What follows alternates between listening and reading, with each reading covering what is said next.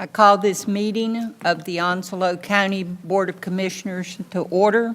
Our first business tonight, or our first procedure, will be a prayer by Ms. Moxley and then the Pledge of Allegiance. Ms. Moxley, if you would. Let us pray. Merciful God, thank you for giving us another day. We are grateful for the blessings we have been given, and we ask your blessing upon the members of this Board of Commissioners. Be with them in their deliberations and help them to be wise in the decisions they make for the betterment of our county. Heavenly Father, we are thankful for our community child protection team. We ask that you lead, guide, and direct the members of this team as they work to protect our children and keep them safe. We also ask for your watchful care of the men and women who serve in our nation's armed forces. May your spirit be in all our hearts and minds, encouraging us as we work together towards solutions that will benefit our citizens. Now, dear Lord, with deep respect and faith, for the faith, traditions, and beliefs of all who are gathered here tonight, please hear us in a moment of silence.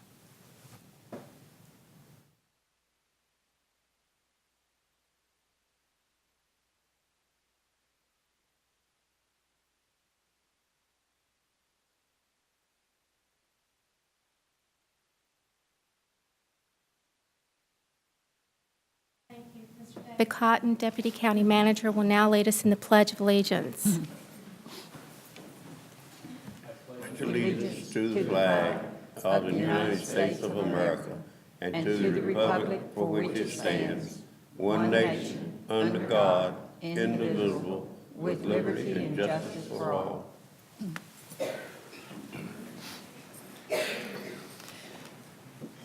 Thank you. I appreciate your attendance tonight. If you have not already silenced your phones, please do so now. I'd like to welcome the sheriff as usual. It's an honor to have you with us. If you are intending to speak tonight, please take a moment and read over the rules of procedure in the back of the room. As you sign up, you will be called forward in the order that you have signed.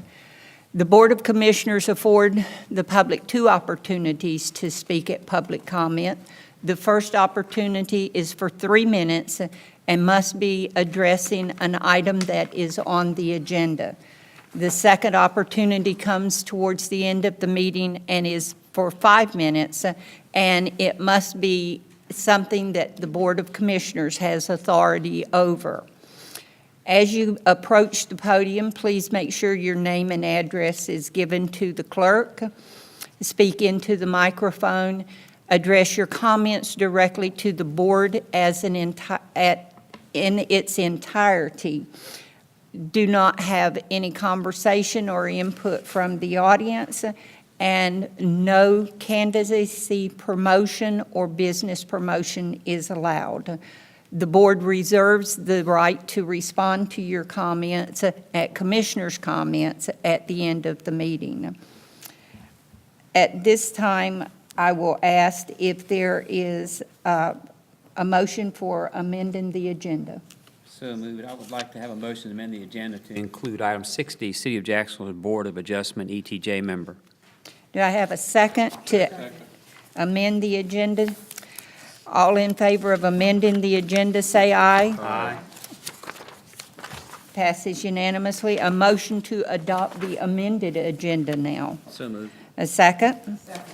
All in favor of adopting the agenda, say aye. Aye. Aye. Can I have a motion to adopt the consent agenda? A second to adopt the consent agenda? Second. All in favor of adopting the consent agenda, say aye. Aye. Aye. Passes unanimously. This brings us to the first public comment section. It's a 3-minute time frame, and it has to pertain to anything on the agenda. Mr. Manager, is anyone signed up? Madam Chair, no one has signed up for the first public comment period. Very well. Then can we proceed? Would you take items 4, 5, and 6, and I'll pick it back up on item 7. Yes, Madam Chair. Item 4, presentations, Community Child Protection Team, Child Fatality Prevention Team, Annual Report to the Commissioners.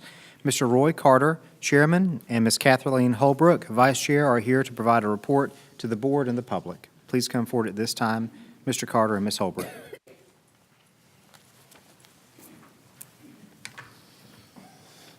Good evening. Good evening, Madam Chair, Commissioners.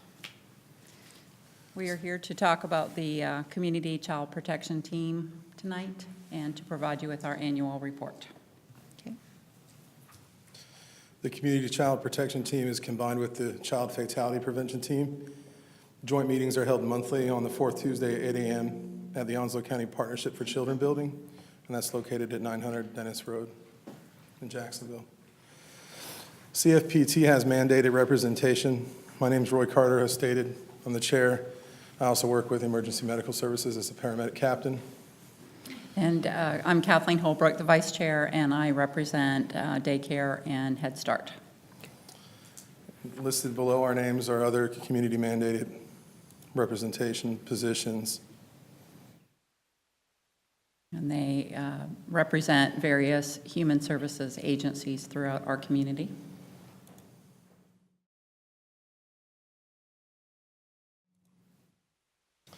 The reference guide for CCPT provided to us by the state CCPT coordinator has provided direction for this annual report.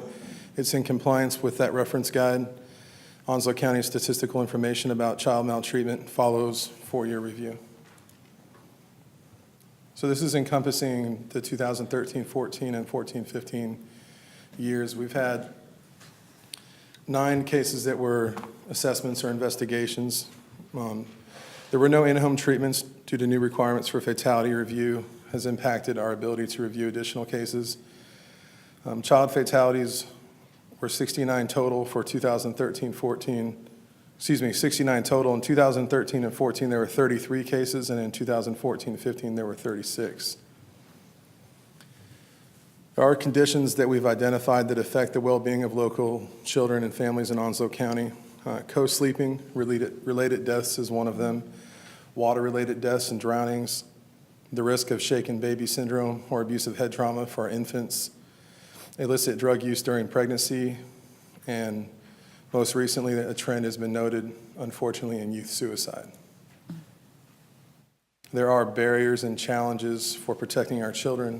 One of the biggest barriers is access to affordable mental health services, particularly in order to be compliant with court-ordered interventions. And we have a challenge also of educating a highly transient and young population of younger families and transient people that don't stay for a very long time before they move to the next place. We have employed a number of strategies in our community to address these conditions, to include ongoing education in recognizing child abuse and neglect, the safe surrender of newborns, shaken baby prevention, and Stewards of Children, which is a child abuse prevention program. We are also continuing our education efforts in the area of safe sleep positioning for infants, providing appropriate supervision, fire, water, poison, and auto safety. We go to various community gatherings and outreach events to share information, and on a quarterly basis, we are providing family services trainings held at the health department, where a number of community agencies come together to educate the public about community resources. How has the Community Child Protection Team and Fatality Team helped Onslow County? We have been working very closely with the Onslow Safe Kids Coalition to include participation in various community outreach events. Our teams have been strategically working together to network and share information. We created a Safe Kids DVD for our community that can be played in waiting rooms where parents and children are located to educate them about various dangers. And we have also put up billboards around the community for the last couple of years in reference to safe sleep positioning, water safety, and this past year on youth suicide. In 2012, we started the Empty Arms Support Group to help bereaved parents. Last January, we held a child death investigation training. We brought down Lisa Mayhew from the State Medical Examiner's Office to train community professionals. And on an ongoing basis, we have the Stewards of Children, which is a sexual abuse prevention program being provided to community audiences. And we're also providing Period of Purple Crying, which is a shaken baby prevention program. We are currently working on creating a juvenile fire setting protocol within Onslow County. We are actively participating on the Youth Suicide Task Force. We purchased a pack and play and Halo sleep sacks that we use for demonstrations in the community about safe sleep positioning and not using blankets and pillows as bedding with children. And we also purchased a thermometer so that we can do hot cars displays throughout our community to show parents the dangers of leaving children in vehicles. In 2014, the Safe Kids Day had multiple demonstrations to include water safety, poison safety, gun safety, safe sleep positioning, fire safety. And in 2015, we also had hands-on CPR demonstrations for parents. Both Roy and myself have participated in numerous intensive state fatality reviews, and we have distributed the Safe Kids DVD to more than 80 community agencies for playing in waiting rooms. And we have also had that played on Channel G10. So what do we need from you? We need continued appointment of new Community Child Protection Team members upon request, and we also request your continued support for the Child Advocacy Center where child abuse evaluations are provided. Thank you. Thank you. Any questions? I just want to thank you, Kathy, for everything that you do, and if you have a chance to visit her facility, it is amazing the investigative work that they do to help us to take cases to court and help all of our investigators out, the Sheriff's Department, the Police Department, and I've had the opportunity to go there, Kathleen, and I want to thank you for when you took me through the facility, and it's just amazing the work that your staff does, and I want to thank you personally and for the board. Thank you very much, Commissioner Buchanan.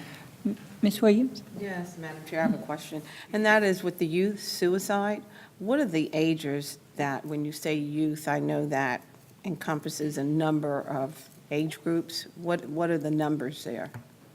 Our Child Fatalities Committee reviews any fatality for any reason of any child under the age of 18 years old. What we've noticed in the last year and a half, 2 years, is that we've had a lot of teen suicide, starting in middle school on up through high school. And when I say a lot, to me, one is too many, but Oh, yeah. we've noticed a clear trend that's becoming more prominent, and some of the things that were trending 2 or 3 years ago through public education, thankfully, are becoming less prominent. So we try and stay current with what's going on in the community. Thank you. Anything further? I would just like to ask a question. I know our county leads the state, is one of the leading counties for teen pregnancy. Do you see a correlation between teen pregnancy and obviously teen mothers and these numbers that are in your report? Roy, you can answer if. There's definitely a correlation in younger parents not having the education or the resources to provide for the needs of infants. I would like to say it only happens if you're a teenager and you have a baby, but the truth is that 21-year-olds and 22-year-olds are making the same mistakes because it's just a lack of knowledge and lack of resources a lot of times. Okay. Well, we sure appreciate all that you're doing, your efforts to educate and help prevent. One life is cherished that we could save. Do we need to make a motion to adopt the report or just adopt it, Jeff? Ma'am, you would just make a motion to receive the report. Okay. Do I have a motion? So moved. A second? Second. All in favor of receiving the report, say aye. Aye. Thank you again. Thank you very much. Item 5, general items, Burton Park Infrastructure Improvement Project Ordinance. Mr. Ben Warren, our planning director, is available to present this item to the board. Mr. Warren. All right, good evening, Madam Chair, Mr. Vice Chairman, and Commissioners. The North Carolina Department of Commerce has created an industrial development fund, which is basically a grant program that was designed to support counties and municipalities with economic development-related projects. And the purpose of the fund is really to help those jurisdictions with the funding of infrastructure or other improvements to support those economic development projects. In July of 2015, the county applied for a grant, and it's for a proposed project to be located here within the Burton Park. And the project will be a roadway project that will be located in the northeast portion of the park that would provide access to the remaining industrial lots that we have.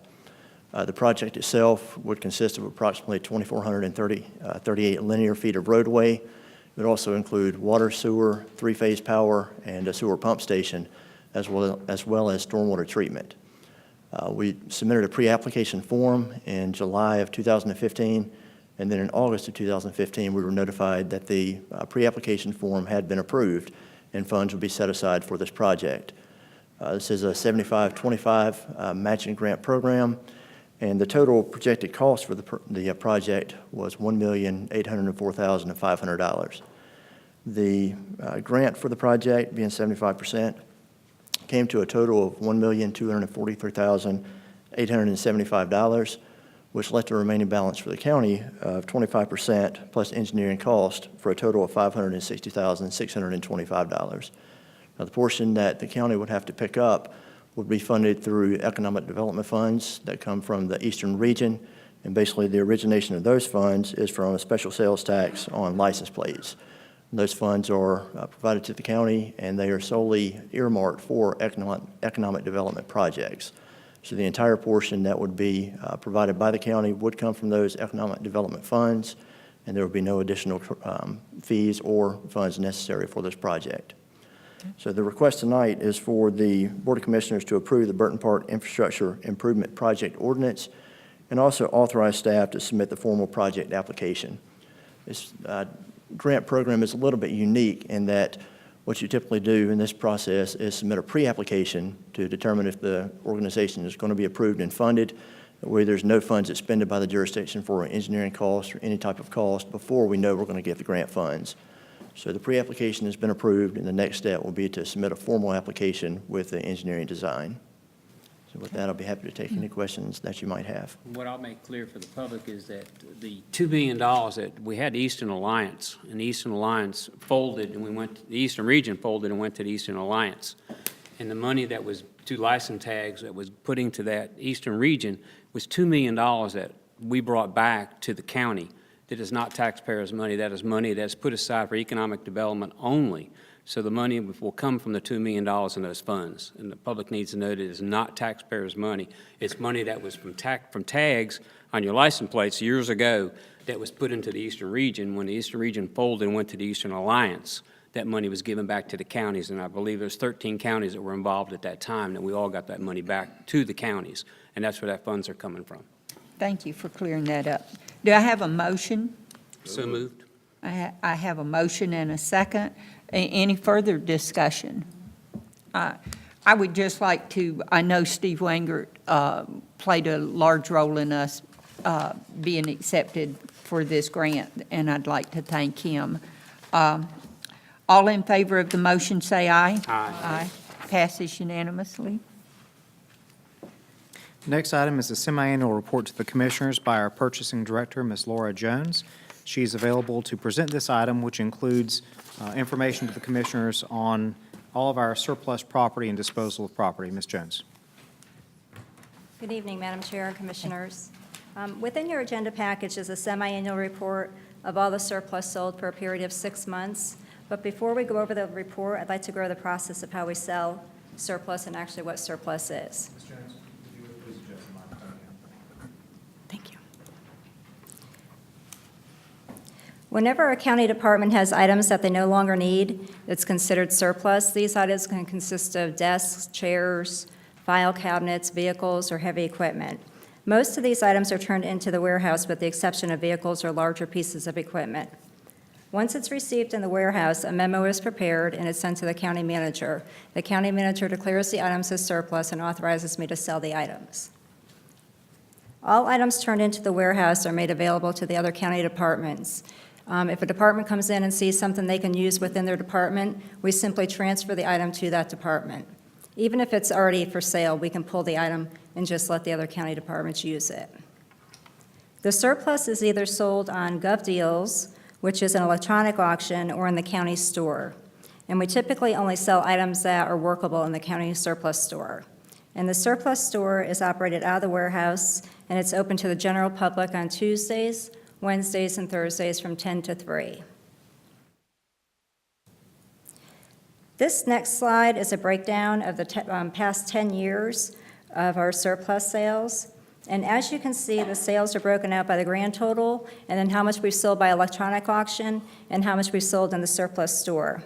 And the sales fluctuate from year to year. It all depends on how much is turned in, what is turned in, and things of that nature.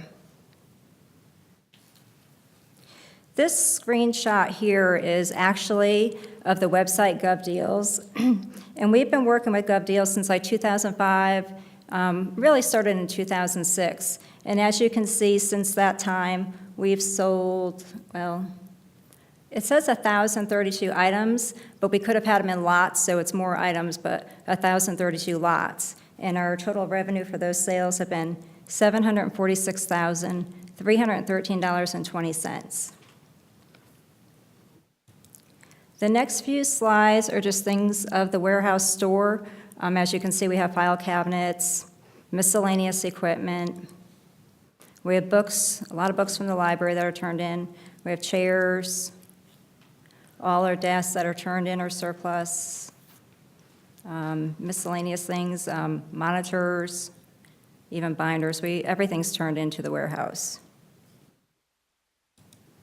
The statute requires that the purchasing department submit a report to the commissioners every 6 months, and it has to list everything that was sold and who it was sold to. The total sales for the period of July 1st, 2015 through December 31st was $69,178.92. $55,833.32 was sold on GovDeals, and we sold $13,345.60 in the surplus store. It's respectfully requested that the Board of Commissioners accept the Purchasing Director's report for the period of July 1 through December 31st, and if you have any questions, I'll be glad to answer them. Motion to accept the report for. So moved. Second? Second. Questions? Laura? Yes, ma'am. Not so fast.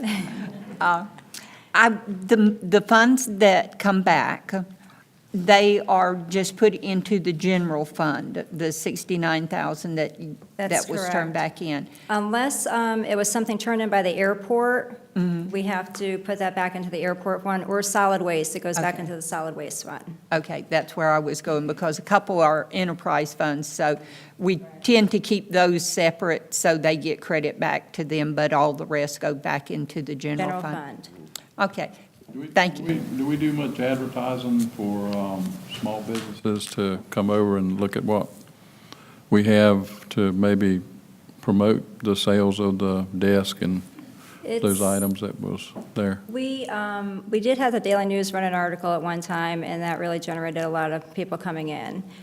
We also post it on our website, but as far as advertising in the newspaper, not really. How was the prices determined on items over there? Who sets that We price? set that, we kind of standardize, like all the desks, chairs, there's certain prices. You'll notice in the report, if we have to sell something by a lot, we'll receive it in, we have to receive everything in individually, but then if we sell it by a lot, we have to divide that cost for the lot. On the report, we just divide it out however many was on the lot. On the electronic auction, they bid, obviously, and whoever has the high bid. But in the store, we just have predetermined pricing. If there's, Madam Chair, I yes. do have one, and Jack, you definitely spun a thought in my mind, and I was thinking with the small businesses here in the community, maybe the Chamber of Commerce would be a great outlet, to share this information with as well, to assist some of the small businesses. Sure. That's a good idea to help them out. I can do that. I have a motion and a second. All in favor, say aye. Aye. Passes unanimously. Mr. Hudson. Thank you, Madam Chair. Before moving to the next item, one follow-on thought from that. We occasionally are able to work with nonprofit organizations as well. The Jacksonville Onslow Chamber of Commerce's leadership group this year is providing furniture, or trying to get furniture and equipment for, I believe, the Caring Community Clinic. We have a member of the leadership team, Ms. McGowan, in the audience, and I believe this is a Caring Community Clinic that they're trying to do, and they're trying to locate in a different permanent location. Talking with Ms. Cindy Edwards from that group, we have made them aware of the surplus property store. Also, the city of Jacksonville and the Onslow County School System have surplus property as well. So we are not the only unit of government that does this. Actually, every single unit of government does this, even the federal government and the state government, and they have surplus stores in Raleigh that sometimes we take advantage of. And Mr. Tony Padgett with Mosquito Control could tell you about some really good deals on mosquito sprayers. But we are trying to work with nonprofit organizations as well so that they can outfit their establishments as inexpensively as possible, because they also serve a public purpose. Great.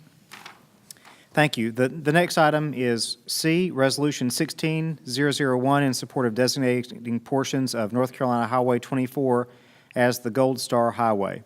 At this time, I'll read the resolution that's before the Board of Commissioners into the record. State of North Carolina, County of Onslow, Resolution 16-001, resolution in support of designating portions of North Carolina Highway 24 as the Gold Star Highway.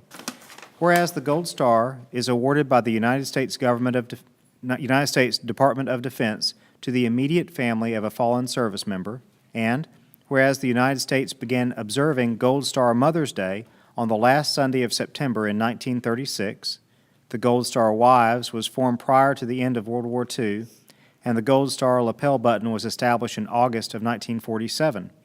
And whereas Onslow County recognizes the sacrifice that Gold Star family members make when a loved one dies in service to the nation, and whereas many of these courageous men and women have lost their lives defending the most inviolate principles of human freedom and democracy, and whereas North Carolina Highway 24 is one of the longest routes in the state and connects the largest military installations, Camp Lejeune and Fort Bragg, and whereas the Onslow County Board of Commissioners wish to recognize whereas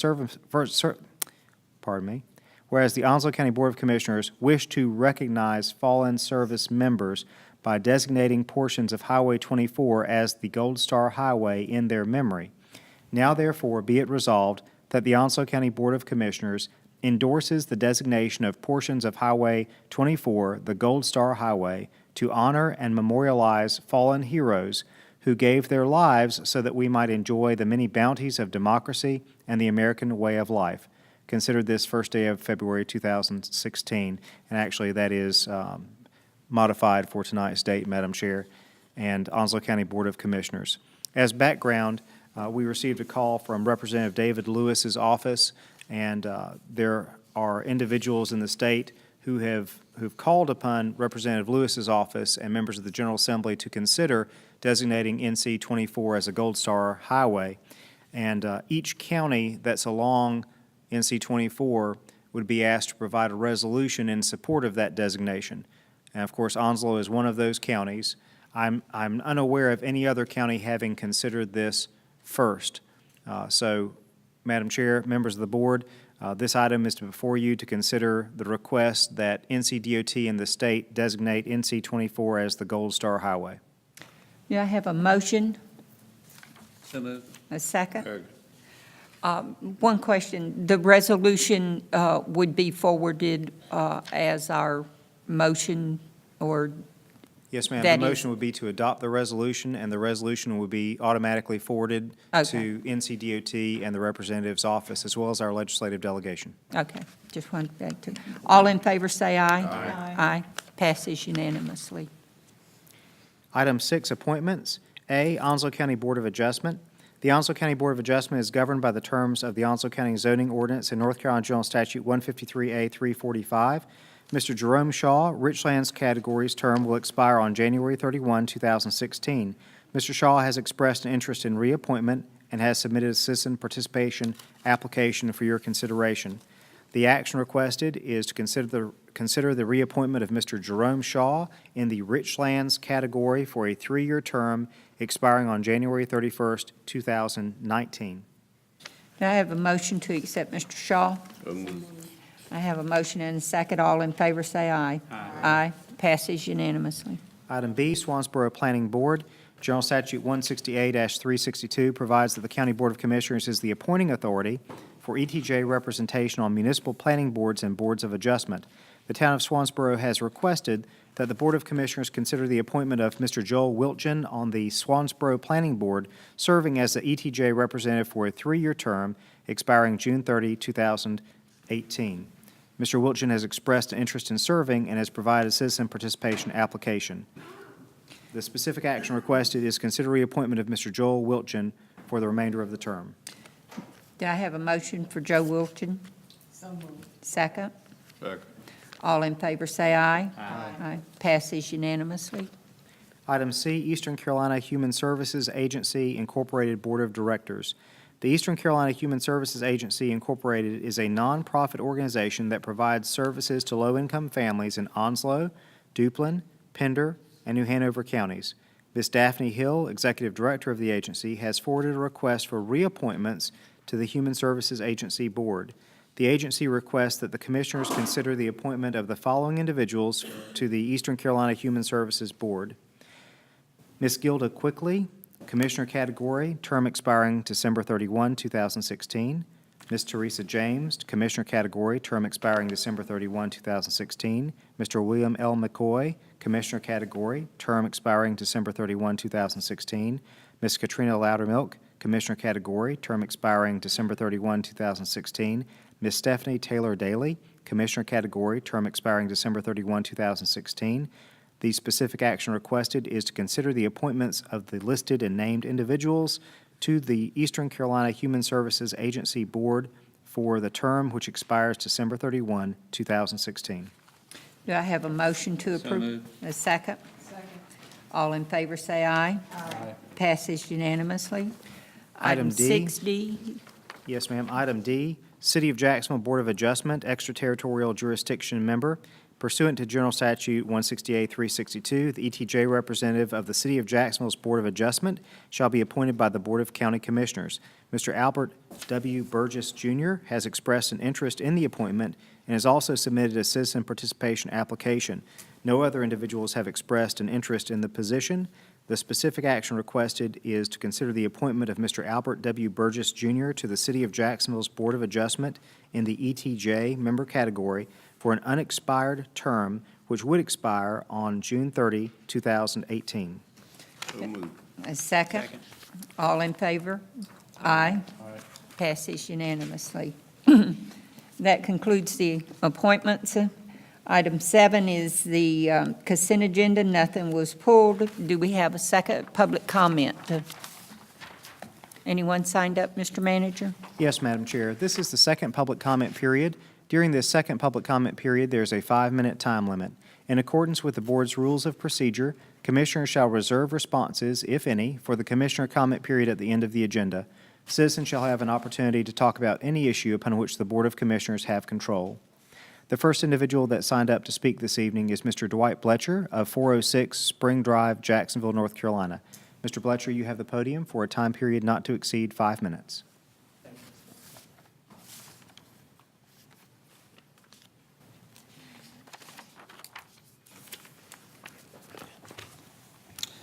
Good evening, Commissioners. Good evening. Good evening, Mr. Manager. I am a United States Marine Wounded Warrior veteran, and tonight I speak to you as such. Tonight I am blessed and honored to speak for those who can no longer speak for themselves. We, the people, the concerned veterans and citizens of Onslow County, those veterans who retired with an implied expectation that once our honorable service has been complete, that we would be able to have a reasonable, feasible, and peaceful way of life. Unfortunately, those veterans have been deceived, lied to, and left adrift to figure it out by the government which governs Onslow County. I am to remind everyone that here in Onslow County, it is the purpose of the government which governs us to assist those veterans, their families, and their dependents in obtaining or maintaining privileges, rights, and benefits to which we are entitled to under federal, state, and local laws.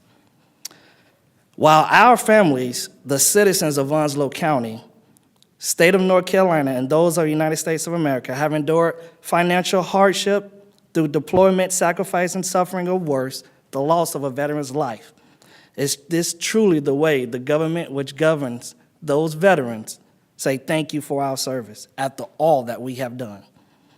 I remind you that the promise was made that you, the government which governs us, would ensure that veterans are empowered, independent, self-sufficient, and well-equipped for civilian life. When we, the veterans, and our citizens, and those service members are the ones that put our lives on the line to defend America, have our nation truly forgotten that those men and women who volunteer to swear an oath to defend the Constitution of the United States against all enemies, foreign and domestic, are those that displayed the utmost of honor, courage, and commitment? If the price of freedom isn't free, and if the government which governs us truly understands that, then why is there a price on the veteran's life in our local veteran communities? Ask yourself, how many more veteran claims must get turned down for entitlements to which we have already properly earned? How many more families must suffer with financial hardship? How many more families must go without shelter? How many more families must go without a decent meal? How many more dependents must go without health and dental care? How many more veterans must commit suicide before our government transforms words into action? Our government needs to do a better job in taking proactive measures and preventing these issues instead of using reactive vices that leads nowhere. The pursuit of happiness seems far from reality when we are still fighting for life, liberty, and justice for all, here in Onslow County, here in the state of North Carolina, here in America. Have we truly forgotten that we are all God's children? I stand here today as a wounded warrior veteran, but I do not stand alone. And I'm very thankful and blessed that the concerns allowed me to stand here and speak for them today. And I hold in my hand an endorsement by Congressman Walter B. Jones. This endorsement is the answers to fulfill the proclamation and/or answers to fulfill our solutions. This proclamation has already made it to Washington, D.C. Today, while at Washington, D.C., the Joint Chiefs of Staff reviewed the solution. We, the veterans, have provided an answer for our government. We, the veterans, want the solution to start here in Onslow County. We, the veterans, deserve better, and we're asking that the government which governs Onslow County take due notice and consider this endorsement from our congressman. Again, I am standing here as a wounded warrior veteran because we are suffering together. And it is the veterans, and I say that proudly, it is the veterans and those service members that are putting our lives on the line. We deserve better. We shall get better. Thank you for your time. Thank you.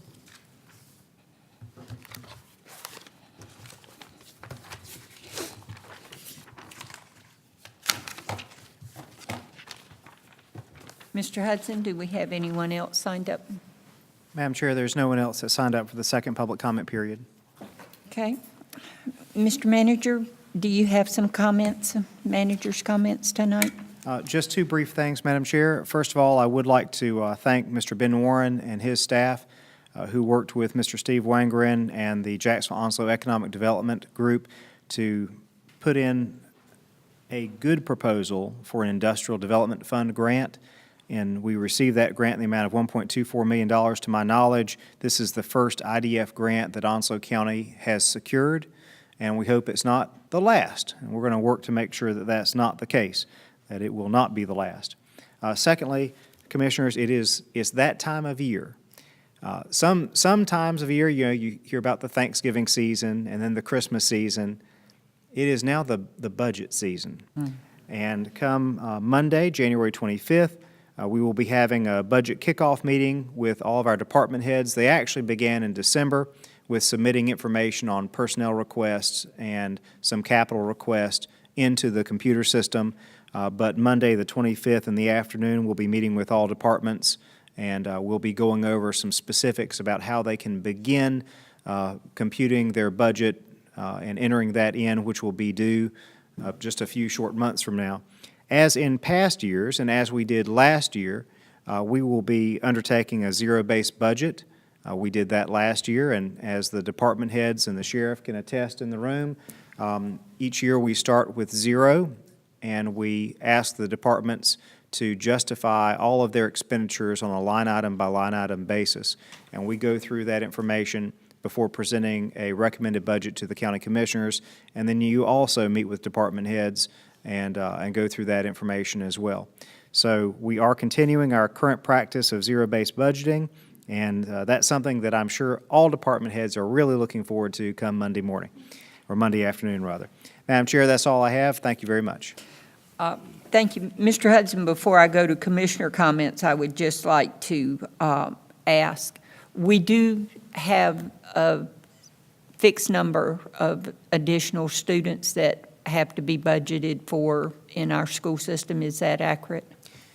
Yes, ma'am. Actually, that has made budgeting in the county a whole lot simpler and more mechanical, if you will. In prior years, before we had a funding formula that was approved by the Board of Education and the Board of County Commissioners, it was a, how can you put it, a negotiation. It was based on not a lot of objectivity. And in budgeting, one really good thing for any unit of government is it could be a city, a county, it doesn't matter, the state of North Carolina. You want certainty in budgeting. You want to be able to forecast out to the extent possible. So if you have, under the state of North Carolina law, you have a school board that says, okay, county, we want this much money. And the county can say, okay, and the school board says that they're happy and they go right along. Or the county says no, and then there is a period of negotiation between the school board and the Board of County Commissioners. According to state law, the state of North Carolina supplies most, I would say, of the educators, the people in the schools, but the counties in North Carolina, not the cities, in most instances, there are some city school districts, but there are 100-plus county school districts.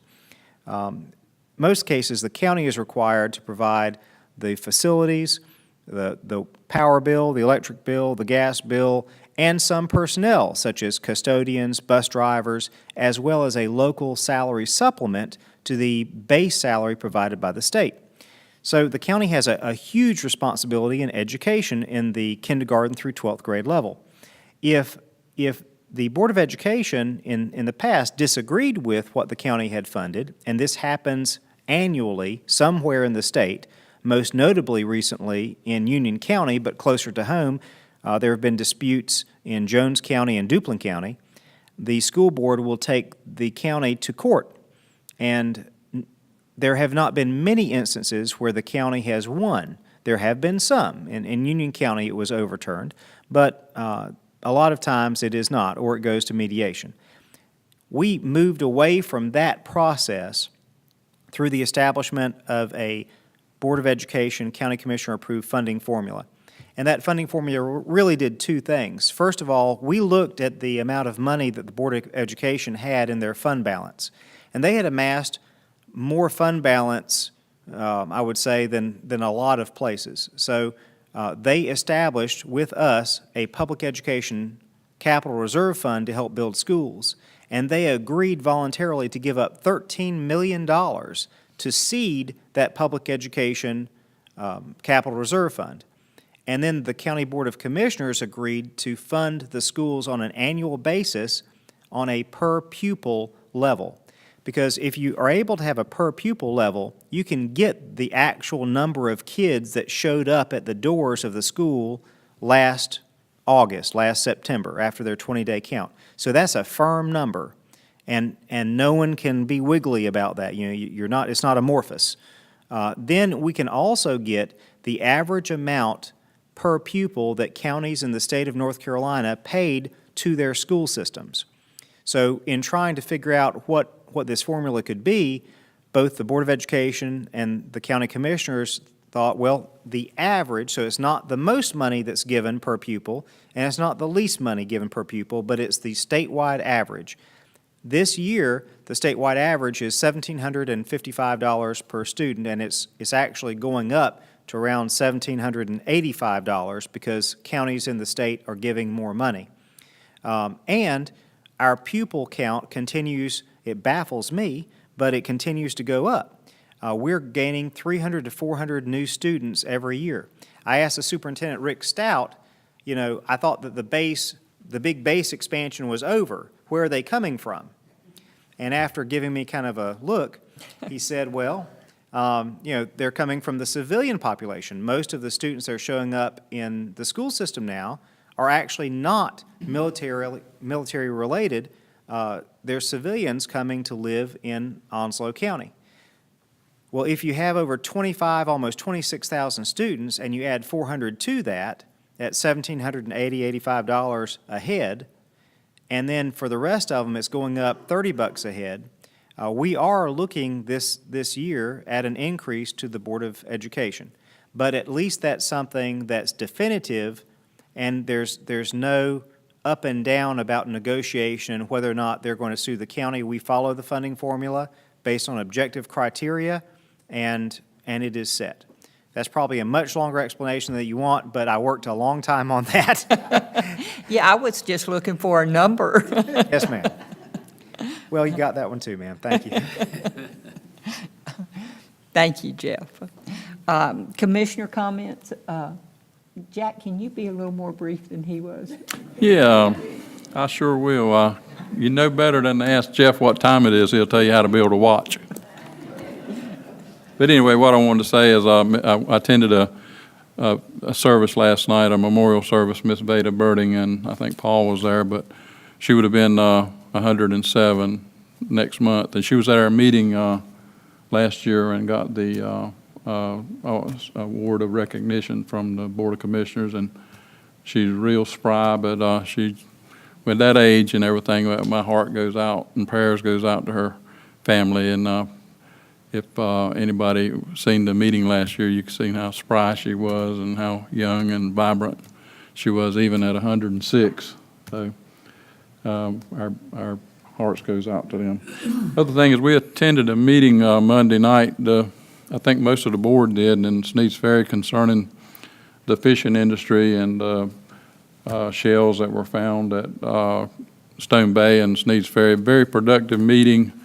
We got a lot of feel for what the fishermen were telling us that they needed and what they would like to see, and a lot of input for them. It's a pretty good crowd. I don't have a number, but Jeff was there. All of us commissioners were there.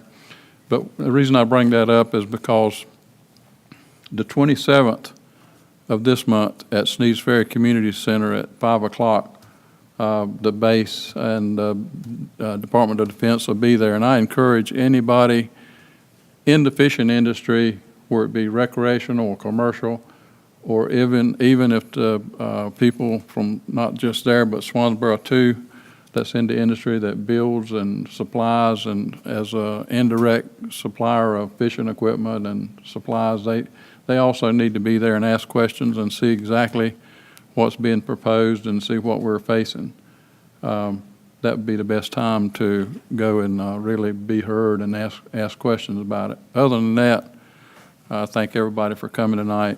Good to see everybody and the speakers. Have a safe trip home. Thank you, Jack. Ms. Williams? Yes, Madam Chair. I serve on the Airport Advisory Commission Board, and the USO out there, if any of you have not been there, please, again, I'm always kind of cheering for us to take all travels and think about Onslow County when you're booking your flights, and think about our airport. It belongs to the community, and but the USO is having a ribbon cutting on February 4th at 11 a.m. at the Ellis Airport. So if any of you can make that, please do.